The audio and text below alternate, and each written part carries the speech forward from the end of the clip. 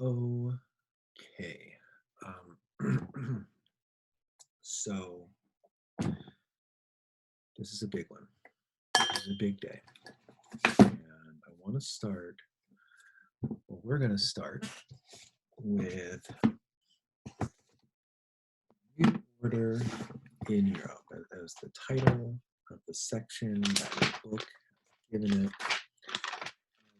And really what they're talking about here is what was life like in Europe under Hitler's rule, under German rule. And well, let's start off by looking at a map. All of this area in dark red was ruled directly by Germany during World War II. And the period before World War II, we're talking 1939. So this is 6 years, not a long time, not a short time. I'm in this area here. Underneath, we're going to see as being allies of the Germans. Although this area here was not ruled by the Germans in southern France. This is also where the resistance lived, and they would launch attacks against the government of southern France, who was friendly to Hitler, probably so he wouldn't attack them, right? If you said, hey, I'm friendly with you, please don't attack me, probably wouldn't. But this is a lot of land, okay?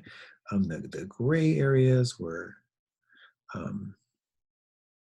neutral, and of course, the only area, the kind of darker gray, were against Hitler, although the Soviet Union was with him at first. Okay. So what was life like in this land under German rule?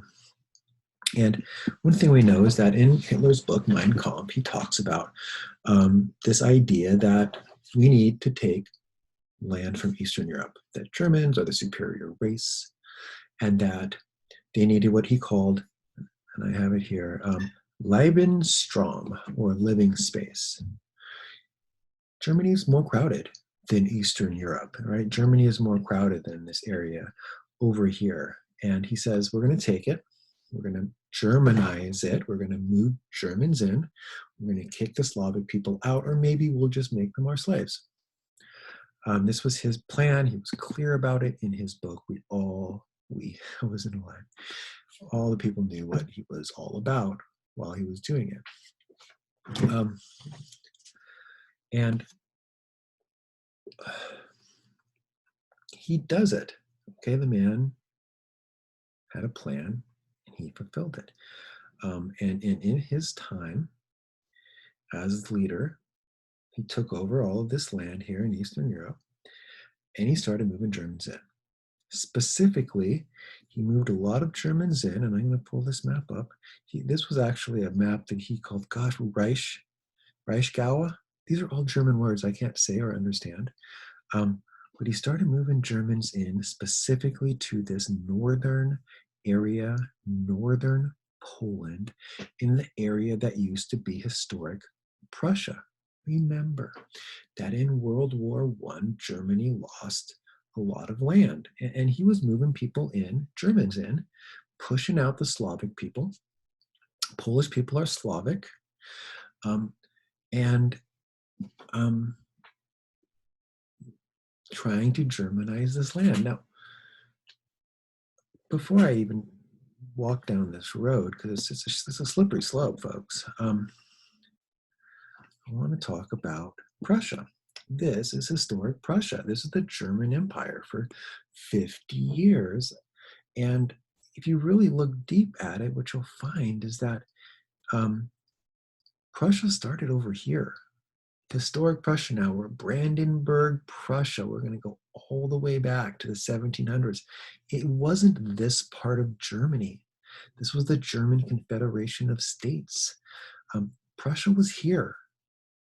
So in a way, Hitler was trying to take back land that had historically been Germany's. He was trying to. And he moved people into this area that he called Reichsgau.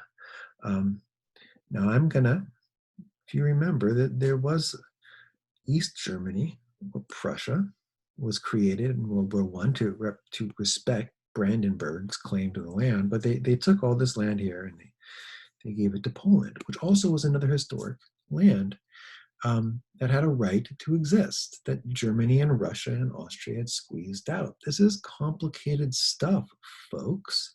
And there's a story I'm going to tell you guys briefly here about how these people here in a land called Danzig, when the Russians were coming in from this way, and they were taking out all of the Germans, which they do, the Russians are going to push back this line. The Russians are going to push into Berlin. The Russians get to Hitler first.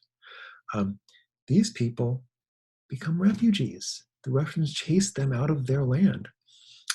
They're maybe German-speaking, traditionally, ethnically Germans.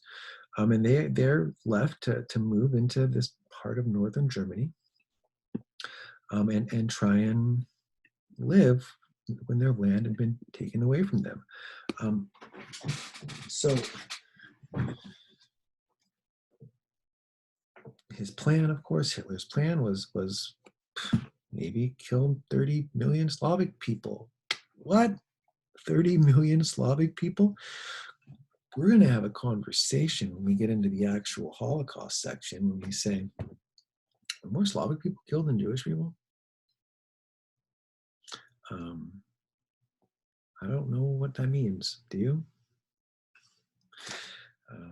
We'll look at it. Russians were Slavic, so of course that has to do with war deaths and stuff like that. Germany would bring people from the countries it conquered and have these people work the land. Even Jewish people at first were made to farm and do things to help the German war effort. And it was horrible and cruel what he did to Jewish people, to gypsies, to handicapped, to homosexual, to Slavs during this period. But at first, before he was losing, these people were valuable to him. They were slaves. He used them as slave labor. Slavic people, Jewish people, gypsies, who we sometimes call Roma, and then handicapped and homosexual and people were oftentimes just killed because they couldn't help. They wouldn't let, why am I going to feed you? Why am I going to take care of you as a prisoner if you can't work? So the weak people were oftentimes the first to go, to be killed by Hitler.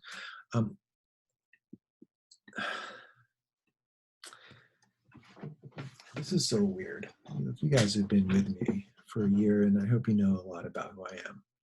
It was a weird thing to say, but I'm going to say it anyways, because I'd like to look at all views. What if Hitler hadn't done the Holocaust? What if Hitler was just trying to take back this land that was historically Prussia? How would history view him? I think a lot differently. Now, of course, he did do the Holocaust, and he's one of history's most horrible villains. But if he hadn't, when we look at Napoleon, who tried to take over all of Europe, he's not a villain. Historically, he tried to take over and didn't, and okay, some good things, some bad things. And because the Treaty of Versailles was arguably unfair to Germany, some historians suggest that Hitler may not have been wouldn't have been one of history's great villains if he hadn't have done this Holocaust, which of course he did, right? There's no erasing that from who he is. You can't take that part out and be like, oh, yeah, he wasn't that bad. Trying to just make up for the bad Treaty of Versailles. You can't. He killed 12 million people in the Holocaust, many because of their religion or race. That's one of he's a top 5 worst human ever to live, probably. So anyways, yeah. If you lived in Eastern Europe or in France under German rule, well, he was moving people into the east, not so much France. He didn't move many Germans into France. France was more crowded, and France didn't have those connections. We have to remember that there were connections in northern Poland to the Prussian Empire that had ruled there for hundreds of years and was the basis of modern Germany. So, I mean, the Treaty of Versailles, folks, really was a cause for a lot of this. And of course, Hitler was a demented human. He planned on killing however many Slavic people it took, and he just thought that the Germans were better than everyone else. And I mean, that guy, obviously, we all know, right? Maybe the worst human ever? Was he? I don't know. Um,